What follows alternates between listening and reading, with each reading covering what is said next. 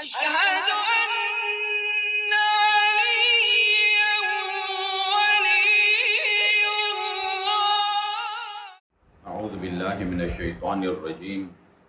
بسم الله الرحمن الرحيم. الحمد لله رب العالمين، والصلاة والسلام على حبيبه ونجيبه ورسوله وعلى آله الطيبين الطاهرين صلوات اللهم صل على محمد وآل محمد. قال مولانا وإمامنا أمير المؤمنين عليه الصلاة والسلام في كلامه البليغ: أول الدين معرفته، وكمال معرفته التصديق به، وكمال التصديق به توحيده، وكمال توحيده الإخلاص له، وكمال الإخلاص له نفي الصفات عنه. عرض ہوا کہ توحید کی گفتگو، توحید کو سمجھنا، علم توحید کو کیوں ضروری ہے.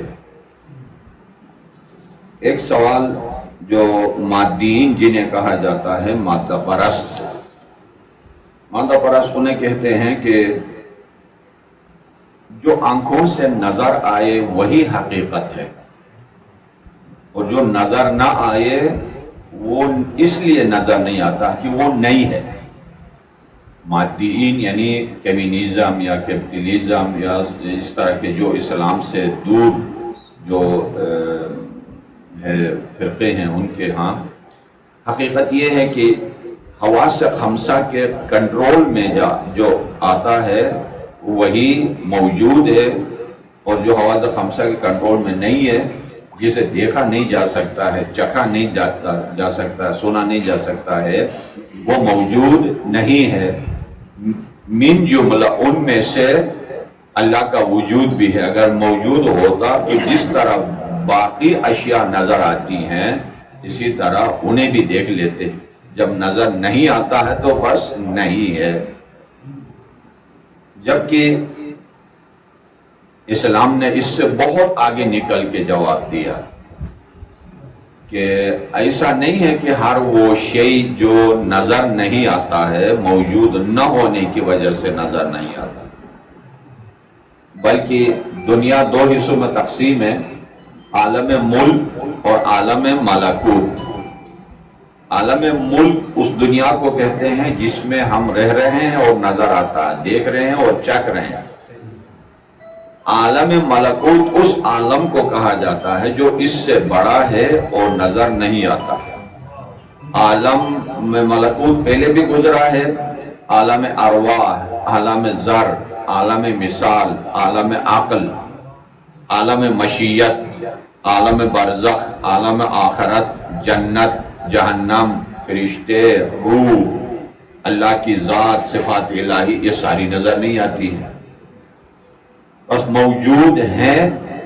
اور انبیاء کو یہی چیلنج کرتے تھے. آپ کہتے ہو کہ اللہ ہے تو لا کے دکھا دو. حضرت موسیٰ علیہ السلام کی قوم کو کوہ طور پر بجلی نے لقمہ بنایا، وہ یہی سوال تھا: ارنا اللہ جہرتن. کس نے آپ کو نبی بنا کے بھیجا؟ اللہ نے. دکھاؤ اللہ. ارنا اللہ، دکھاؤ وہ اللہ. جہرتن، کھل کے واضح انداز میں. اسی طرح قیامت ہے، ہاں دکھاؤ، ابھی قیامت دکھاؤ. اسی طرح تھا. تو ان کو سمجھانے کے لیے بس اس کا نتیجہ کیا نکلا؟ جب نظر نہیں آتا ہے تو بس نہیں ہے. جب نہیں ہے تو ان کے انبیاء بھی نہیں ہے، قیامت بھی نہیں ہے، حساب بھی نہیں ہے، کتاب بھی نہیں ہے، چھٹی ہے. یعنی ایک چیز کے پیچھے کئی اور حقائق کا انکار کرنا، اصل یہی مقصد ہے. ان کو منوانے کے لیے 3 جوابات الہیات کے محققین نے دیے. ان میں سب سے پہلا جواب یہ ہے کہ انسان ان قوانین پر بھی عمل کرے جو انسانوں نے بنایا ہے، اور ان قوانین پر بھی عمل کر کے دیکھے جو اللہ نے بھیجا ہے. اللہ نظر تو نہیں آتا ہے لیکن قانون تو بھیجا ہے، وہ اس کو تو دیکھ رہے ہو، جن کو نبی بنا کے بھیجا ہے اس کو بھی دیکھ رہے ہو، جو کتابیں آئی ہیں انہیں بھی دیکھ رہے ہو۔ ان قوانین پر عمل کر کے دیکھ لو کہ انسان کے بنائے ہوئے قانون سے بہتر تمہاری زندگی پر اثر انداز ہو تو ماننا پڑے گا کہ کوئی بیچنے والا ہے، کوئی قانون بنانے والا ہے۔ اور یہ مکمل یقینی ہے کہ انسان کا قانون اللہ کے قانون کے مقابلے میں کچھ بھی نہیں ہے۔ دلیل، ایک ہی ملک میں ایک اسمبلی کا بنایا ہوا قانون دوسری پارٹی ریجیکٹ کر دیتی ہے، ایسا نہیں ہے، حالانکہ ماہرین قانون نے بنایا ہوا ہوتا ہے۔ اس ملک کا قانون دوسرے ملک میں نہیں چلتا، اس قارے کا قانون دوسرے یعنی بر اعظم میں نہیں چلتا، قانون سے قانون ٹکرا رہے، ماہرین قانون کے بنائے ہوئے۔ ناکام ہے یہ، تبصرے پہ تبصرے کرنے پڑتے ہیں، قانون بدلنا پڑتا ہے، اور یہ لیکن اللہ کا بنایا ہوا قانون 100% کامیاب ہے۔ وہ اس لیے، یہ استاد محترم آیت اللہ جوادی عاملی استاد العرفاء کا جملہ ہے جو درس تفسیر میں فرماتے تھے، وہ اس لیے، اچھا اسرار عبادت ان کی کتاب بھی ہے، اس میں بھی ہے، وہ اس لیے اللہ کا قانون کامیاب ہے اور انسان کا ناکام ہے کہ انسان نے جس انسان کے لیے قانون بنایا ہے اس انسان نے اس انسان کو کریٹ نہیں کیا ہے، بنایا نہیں ہے، خلق نہیں کیا ہے۔ جب انسان نے بنایا نہیں ہے تو ان کی احتیاجات کو بھی نہیں جانتا ہے، ان کی ضرورتوں کو سرے سے نہیں جانتا ہے، تو جو نہیں جانتا ہے وہ قانون کو کیا خاک بنائے گا کہ اس کی ضرورت کی مشکلات کو حل کرے۔ اللہ کا قانون اس لیے کامیاب ہے کہ اللہ نے انسان کو بھی بنایا ہے اور ان کی احتیاجات کو بھی بنایا ہے اور خود جانتا ہے کہ اس انسان کی فلاح ہے دنیا و آخرت کے لیے کون سا قانون کامیاب ہے۔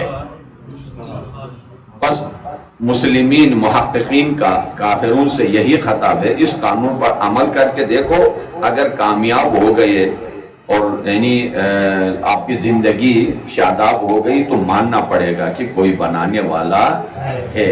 یہ عقلی دلیل۔ دوسری،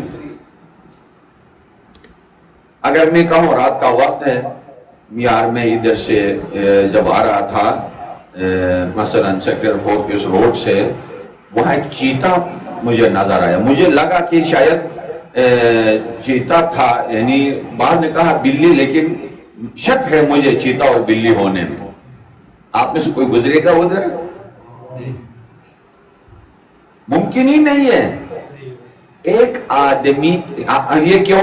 کس نے بتایا کہ جب ایک آدمی کے کہنے پر آپ احتمالی طور پر ہو سکتا بلی ہو سکتا چیتا ہو، اس گلی سے گزریں گے نہیں وہ کافی عرصہ تک، یہ اس لیے کہ عقل نے کہا کہ جب کوئی خطر آنا ہو تو وہ ضرر انسان کے لیے اور ضرر سے دور ہونا ضروری ہے۔ صحیح؟ جب ایک آدمی کے کہنے پر احتمال خطر کے اوپر آپ اس گلی سے نہیں گزرتے ہیں تو 1,24,000 اچھے انسانوں نے بتایا کہ اگر اللہ کو نہیں مانو گے تو ادھر خطر ہے، جہنم ہے، آگ ہے، جلنا ہے، حساب ہے۔ تو جب یہ عقل سے کام لیں گے، اتنے سارے اچھے لوگوں نے جب کہا ہے کہ جلنا ہے، جہنم میں آگ ہے، تو شاید ہو سکتا ہے بس اس خطرے کو خود سے دور کر کے بچانے کا واحد طریقہ ہے کہ ایک ذات ہے، اسے ماننا چاہیے، وہی نجات دینے والا ہے اور وہی کامیابی اور فلاح کا راستہ ہے۔